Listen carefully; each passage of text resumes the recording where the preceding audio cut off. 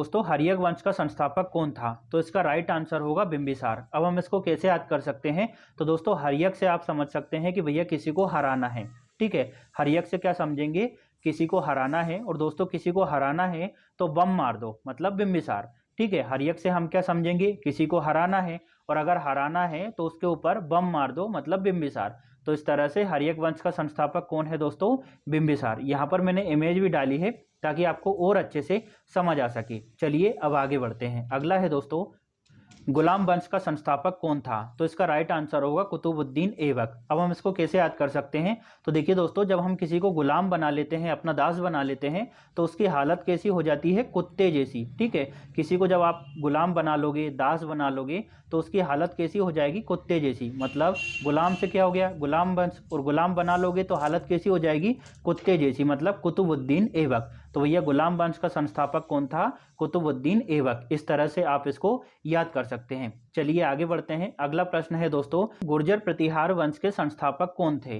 तो इसका right answer होगा नागभट्ट प्रथम। अब हम इसको कैसे याद कर सकते हैं? तो दोस्तों आप ऐसा मान सकते हैं कि आप कहीं से गुजर रहे हैं मतलब गुर्जर प्रतिहार वंश। ठीक है, आप कहीं से गुजर रहे हैं और आपने नाग देख लिया। ठीक है, गुजर रहे हैं मतलब गुर्जर प्रतिहार वंश दोस्तों, और आप कहीं से गुजर रहे हैं तो आपने नाग देख लिया, मतलब नागभट्ट प्रथम। तो गुर्जर प्रतिहार वंश के संस्थापक कौन है? नागभट्ट प्रथम। इस तरह से दोस्तों ये आपको याद हो जाएगा।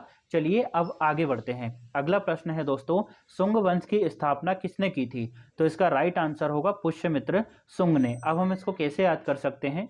दोस्तों इसको बहुत ही सरलता से याद किया जा सकता है। यहाँ पर क्या लिखा हुआ है? शुंग, है ना। शुंग से हम समझ सकते हैं सूंघना। और दोस्तों हम किसी अच्छी चीज को ही सूंघते हैं ना, जैसे हम फूलों को सूंघते हैं, और फूलों को संस्कृत में क्या कहा जाता है? पुष्प कहा जाता है। तो शुंग से क्या हो गया? सूंघना। और सूंघते किस चीज को है दोस्तों? पुष्प को, मतलब पुष्यमित्र शुंग, है ना। एक जैसा लग रहा है। तो शुंग वंश के संस्थापक कौन थे? पुष्यमित्र शुंग। चलिए अब आगे बढ़ते हैं। अगला है दोस्तों, मौर्य वंश का संस्थापक कौन था?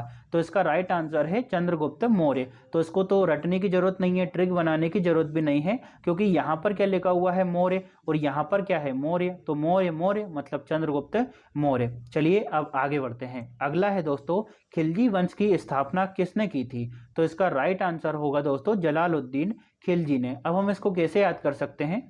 तो देखिए दोस्तों, यहाँ पर क्या लिखा हुआ है? खिलजी, है ना। अब खिलजी से आप समझ सकते हैं कि भैया किसी की खिल्ली उड़ा रहे हैं, है ना। किसी की खिल्ली उड़ाते हैं, किसी पर हम कमेंट करते हैं, हंसते हैं, तो किसी की खिल्ली उड़ा रहे हैं तो उसको क्या होगी? बहुत ही जलन होगी, है कि नहीं। किसी की आप खिल्ली उड़ाओगे तो उसको जलन होगी कि नहीं। तो खिल्ली से क्या हो गया? खिलजी वंश। और खिल्ली उड़ाओगे तो उसको जलन होगी, तो जलालुद्दीन खिलजी। मतलब खिलजी वंश का संस्थापक कौन था दोस्तों? जलालुद्दीन खिलजी। चलिए अब आगे बढ़ें दोस्तों। अगला है, कण्व वंश के संस्थापक कौन थे? तो इसका राइट आंसर होगा दोस्तों वासुदेव। अब हम इसको कैसे याद कर सकते हैं? तो देखिए दोस्तों, कण्व से हम समझ सकते हैं कण कण, है ना। कण कण में दोस्तों कौन निवास करता है? वासुदेव श्री कृष्ण। ठीक है, कण्व से हमने क्या समझा दोस्तों? कण कण। और कण कण में कौन निवास करता है दोस्तों? वासुदेव श्री कृष्ण। तो कण्व वंश का संस्थापक कौन था दोस्तों? वासुदेव।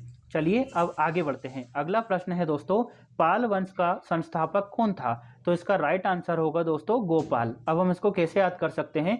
तो यहाँ पर क्या लिखा हुआ है? पाल। अब आपके पास कुछ भी नहीं है, कोई भी जानवर नहीं है, तो सामने वाला बोल रहा है कि कुछ ना कुछ तो पाल ले भैया। तो आप पूछ रहे हैं कि भैया क्या पालूं?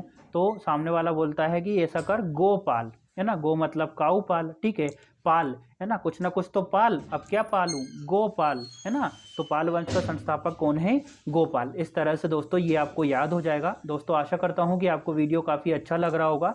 वीडियो अच्छा लगा हो तो लाइक, शेयर और सब्सक्राइब जरूर करिएगा, साथ ही कमेंट जरूर करिएगा।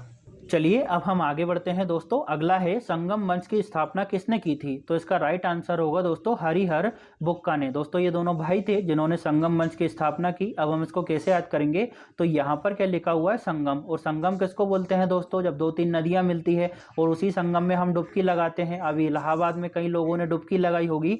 तो दोस्तों जब संगम में डुबकी लगाते हैं ना, तो हम क्या बोलते हैं? हर हर गंगे, हर हर गंगे, मतलब हरिहर। और दोस्तों जब हम संगम में डुबकी लगा रहे थे, तो इलाहाबाद में जब हमने संगम में डुबकी लगाई तो बहुत सारी बुक्स मिलती है वहाँ पर, मतलब बुक का। ठीक है। तो भैया संगम वंश की स्थापना किसने की? हरिहर और बुक्का ने। क्योंकि जब हम संगम में डुबकी लगाते हैं तो क्या बोलते हैं? हर हर गंगे मतलब हरिहर, और बहुत सारी बुक्स मिलती है मतलब बुक्का। तो संगम वंश की स्थापना किसने की? हरिहर बुक्का ने। चलिए दोस्तों अब हम आगे बढ़ते हैं। अगला प्रश्न है दोस्तों, सरकी वंश का संस्थापक कौन था? तो इसका राइट आंसर होगा मलिक सरवर। अब हम इसको कैसे याद करेंगे?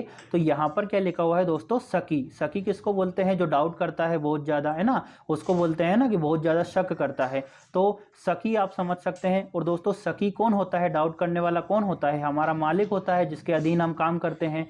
तो सरकी से आप क्या मत समझ सकते हैं दोस्तों? सखी। और सखी कौन होता है दोस्तों? मालिक होता है। तो मलिक सरवर मतलब सरकी वंश का संस्थापक कौन था दोस्तों? मलिक सरवर। चलिए अब हम आगे बढ़ते हैं।